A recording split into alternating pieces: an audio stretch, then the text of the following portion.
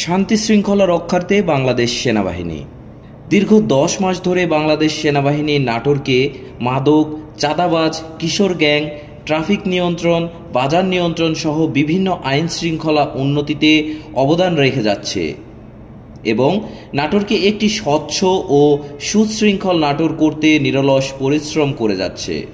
বর্তমানে ঈদুল আজহাকে কেন্দ্র করে বিভিন্ন হাটবাজার ও বাস টার্মিনালে বিশেষ অভিযান জারি রেখেছে সেনাবাহিনী। এ সময় সাধারণ মানুষের অভিযোগের ওপর ভিত্তি করে সেনাবাহিনীর বিশেষ অভিযানিক দল হাটবাজার পরিদর্শন করছে। পাশাপাশি হাটবাজারের অতিরিক্ত খাজনা আদায় রোধ করে সকলকে সচেতন করে যাচ্ছে। পাশাপাশি অতিরিক্ত হাসিল ইজারাদার কর্তৃক জনসাধারণকে ফেরত প্রদান করা হয়েছে।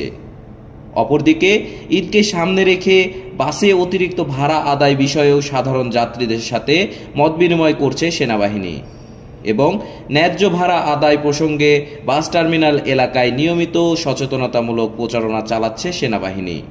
মাদক, কিশোর গ্যাং, চাঁদাবাজি রোধে সেনাবাহিনীকে তথ্য দিয়ে সহায়তা করুন।